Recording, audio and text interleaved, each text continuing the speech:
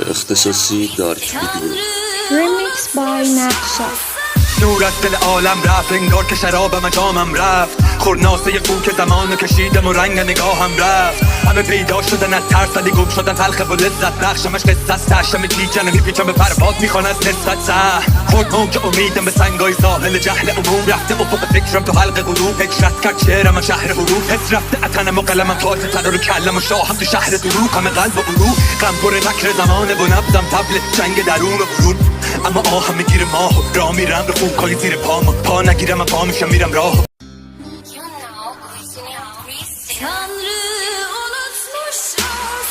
حس میکنم سعیای حرفم وقتی رو به رو پس فردهای بدتر.